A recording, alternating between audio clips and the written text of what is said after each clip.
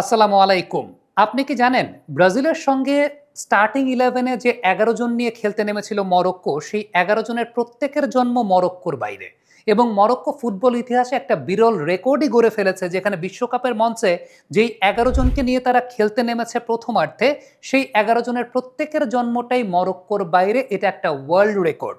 আমাদের বাংলাদেশে যখন বাইরে জন্ম নেওয়া ফুটবলাররা বাংলাদেশ দলের হয়ে খেলতে আসেন, একটা পক্ষের কাছ থেকে এমন কথা শুনি বিভিন্ন সময় যে এইভাবে তো দেশের ফুটবলের উন্নতি হয় না। কিন্তু এভাবেও যে একটা দেশের ফুটবলের উন্নতি হতে পারে লং টার্ম প্ল্যান থাকলে, এটা যে একটা ইনফ্লুয়েন্সিয়াল ব্যাপার হতে পারে, এই মরক্কোর টিমটা যাদের ফিফা র্যাঙ্কিংটা ৭, তারা কিন্তু অন্যতম বড় প্রমাণের জায়গা। এছাড়াও আপনি কুরাসাও টিমটার কাছ থেকেও কিন্তু সিমিলার কাইন্ড অফ এডুকেশনটা পেতে পারেন। এবার একটু লিস্টটা দেখাতে চাই যে ১১ জন খেলেছেন ব্রাজিলের সঙ্গে প্রথমার্ধে, সেই ১১ জন কার জন্ম কোথায়। ইয়াসিন বুনোকে দিয়ে শুরু করছি। ইয়াসিন বুনোর জন্ম মন্ট্রিয়ালে, গোলকিপার, আমার খুব প্রিয় একজন গোলকিপার। অনেকে বলেন যে আমার সঙ্গে চেহারার নাকি একটা সিমিলারিটি রয়েছে, যে কারণে আমি খুব পছন্দ করি, বাট আমার কাছে মনে হয় না। আমার মনে হয় যে গোলকিপার হিসেবে তার যে ফিচার রয়েছে, তার যে দক্ষতা আছে, সেটাই অন্যতম বড় কারণ। বিশেষ করে খুব ক্লোজ রেঞ্জের শটগুলো যেভাবে তিনি আটকাতে পারেন, এটা পার্সোনালি আমার কাছে খুব ভালো লাগে। এরপরে যার কথা বলতে চাই তিনি হচ্ছেন নাসের মাজরাই। তার জন্ম হচ্ছে নেদারল্যান্ডসে। তার ব্যাপারটা আপনারা দেখতে পেলেন যে তিনি নেদারল্যান্ডসে জন্মেছেন। ইসা দিওপ, তিনি জন্মেছেন ফ্রান্সে। চ্যাডি রিয়াদ, তার জন্ম স্পেনের পালমাতে। আশরাফ হাকিমি, তার জন্ম স্পেনের মাদ্রিদে। নেল আনাউই, তার জন্ম ফ্রান্সে। এই টুর্নামেন্টে যিনি সবচাইতে বেশি প্রভাব বিস্তার করবেন, আয়ুব বোয়াদ্দি, তার জন্মটাও কিন্তু ফ্রান্সে। সবে মাত্র ৬ মাস আগে তিনি ডিসাইড করেছেন মরক্কোর হয়ে তিনি খেলতে চান। এরপরে যাকে নিয়ে কথা বলতে চাই তার নাম হচ্ছে তালবি, তার জন্মটা বেলজিয়ামে। এলখানুস রয়েছেন, তার জন্মটাও বেলজিয়ামে। এরপরে আছেন সামির মোরাবেদ, তার জন্মটা ফ্রান্সে। এবং সবশেষে ইসমাইল সাইবারি, তার জন্মটা স্পেনে। ঠিক এই মুহূর্তে আমার এই স্ক্রিনের পাশে আপনি লিস্টটা কিন্তু দেখতে পাচ্ছেন কার জন্মটা আসলে কোন দেশে। এবং এই সেরা ১১ জন যারা মূলত আসলে ডমিনেট করেছেন ব্রাজিলের এগেনস্টে প্রথমার্ধটাতে, তাদের প্রত্যেকের জন্মটাই কিন্তু মরক্কোর বাইরে। একটা সময় আমরা শুনতাম যে মরক্কোর র্যাঙ্কিংটা নাকি বাংলাদেশের কাছাকাছি ছিল।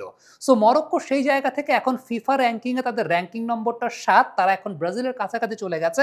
এটার পেছনে একটা লং টার্ম ভিশনের গল্প রয়েছে, এবং সেটা রয়্যাল মরক্কান ফুটবল অ্যাসোসিয়েশনের একটা লং টার্ম ভিশন, যেখানে তারা আসলে মূলত যে কাজটা করতে চেয়েছে তা হচ্ছে ইউরোপিয়ান ফুটবল নলেজ যেটা, বা ইউরোপিয়ান ফুটবল এডুকেশনটাকে তাদের ফুটবলের সঙ্গে এক ধরনের ব্লেন্ড তারা করতে চেয়েছে। তারা কিন্তু কথাটাকে এইভাবেই মেনশন করেছে, European football knowledge and European football brain and European football education. এই তিনটাকে তারা একসঙ্গে তাদের ফুটবলের সঙ্গে কোলাপ করতে চেয়েছে, যাতে তাদের দেশে ফুটবলে একদিক থেকে তো একটা দৃশ্যমান উন্নতির জায়গা বা একটা শর্টকাট উন্নতির জায়গা তো আছে, সেই সঙ্গে আরেকটা খুব গুরুত্বপূর্ণ ব্যাপার হচ্ছে দেশে একটা ফুটবল কালচার তৈরি করা, একটা রেভলিউশন তৈরি করা। এবং এই যে সমস্ত প্লেয়াররা আসলে দেশের বাইরে জন্মেছেন কিংবা দেশের বাইরে থাকেন বা দেশের বাইরের একাডেমিগুলোতে বেড়ে উঠেছেন, তাদেরকে মরক্কোতে নিয়ে আসার মাধ্যমে, সুযোগ করে দেওয়ার মাধ্যমে মরক্কোতে ফুটবলের এক ধরনের একটা কম্পিটিশন তৈরি করা, এবং সেই কম্পিটিশনের ইনফ্লুয়েন্সে মরক্কোর স্থানীয় একাডেমিসগুলো, স্থানীয় ফুটবলের মানগুলো, এই জায়গাটা একটা কম্পিটিশন ক্রিয়েট করে দেওয়া, তাদের মধ্যে এক ধরনের আগ্রহ তৈরি করা, এবং তাদের মধ্যে ওই তাড়নাটা তৈরি করা যে আমি তো আসলে এদের সঙ্গে খেলতে পারবো। আজকে আশরাফ হাকিমের মতো প্লেয়ার যখন মরক্কো টিমে খেলছেন, তখন কিন্তু মরক্কোর একটা সাধারণ গ্রামে বেড়ে ওঠা একটা ছেলে, সে চিন্তা করে আমিও একটা সময় আশরাফ হাকিমের সঙ্গে খেলতে চাই। So that is the influence যেটা রয়্যাল মরক্কান ফুটবল অ্যাসোসিয়েশন তারা কিন্তু আসলে ঠিক করার চেষ্টা করেছে।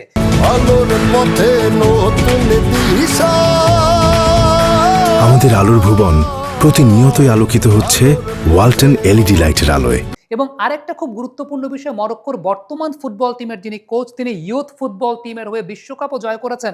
তিনি একটা কথা বলেছেন যে এই যে প্রবাসী ফুটবলার কিংবা বাইরের দেশে জন্ম নেওয়া ফুটবলার, এই টার্মটাকেই তিনি বিশ্বাস করেন না। তিনি বলেছেন every Moroccan is a Moroccan.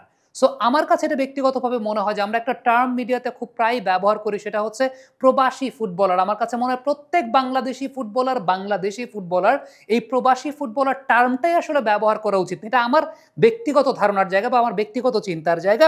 এবং দেখেন একটা বিষয়, সেটা হচ্ছে আমরা কুরাসাওকে কিন্তু এক্সাম্পল হিসেবে চিন্তা করতে পারি। কুরাসাও কিন্তু আজ থেকে ১০ বছর আগে বা ১৬ বছর আগে ২০১০ সালে তাদের র্যাঙ্কিং ছিল ১৮৩। সেই জায়গা থেকে তারা একটা পর্যায়ে র্যাঙ্কিংয়ে কিন্তু এসেছিল ৬৮তে। দেন এই মুহূর্তে তারা হয়তো বা 82-তে আছে। আমি এক্সাক্ট স্ট্যাটিস্টিক্সটা আপনাকে বলতে পারছি না, যেহেতু একদম প্রেজেন্টেশনটা দিচ্ছি, এই মুহূর্তে দেখারও সুযোগ পাচ্ছি না। হয়তো বা 82-তে আছে।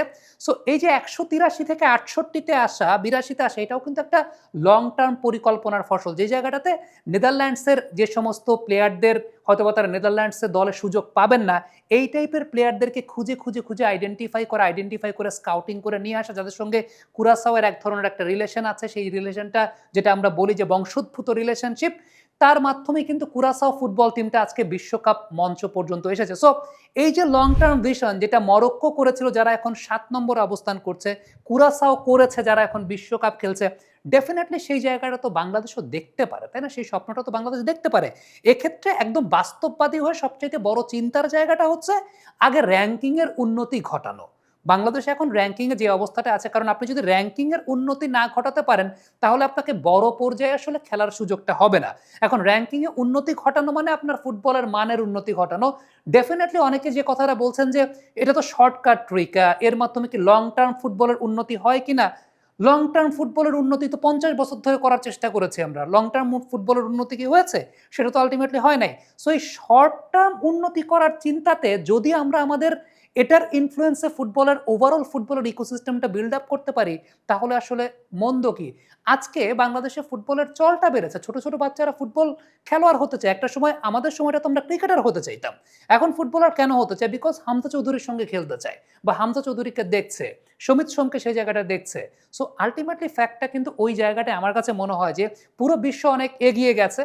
কিন্তু এখনো আমাদের দেশের কিছু, কিছু মানুষ হয়তোবা একদম 90s বা 70s বা 80s এর ধ্যান ধারণায় মানে রয়ে গেছে। সো এটা একদম খুব মানে সিম্পল একটা ব্যাপার। এটা কোনো রকেট সায়েন্সের জায়গা না। আপনি যদি বিশ্বের বিভিন্ন দেশের রেফারেন্স গুলো যদি একটু লক্ষ্য করে দেখেন, তাহলেই কিন্তু আপনি বুঝতে পারবেন যে আল্টিমেটলি কিভাবে কিভাবে একটা দেশের ফুটবল বা একটা দেশের যেকোনো সেক্টরকে আপনি যখন একটা দৃশ্যমান হাইয়েস্ট লেভেলে উন্নতির জায়গায় নিয়ে যাবেন বা একটা প্রয়াস দেখাবেন, সেটা কিন্তু নিচের দিক থেকে আপনার জন্য অনেক ইনফ্লুয়েন্সিয়াল ব্যাপার হয়ে যাবে। সো ওই যে মরক্কোর কোচের সঙ্গে সুরে সুর মিলিয়ে বলতে চাই, তিনি যেমনটা বলেছেন, every Moroccan is a Moroccan. আমার কাছেও মনে হয় এই সমস্ত প্রবাসী বাংলাদেশি টার্ম এগুলো বাদ দেন, প্রত্যেক বাংলাদেশি বাংলাদেশি। কমেন্ট বক্সে আপনাদের মন্তব্য মতামত জানতে চাই।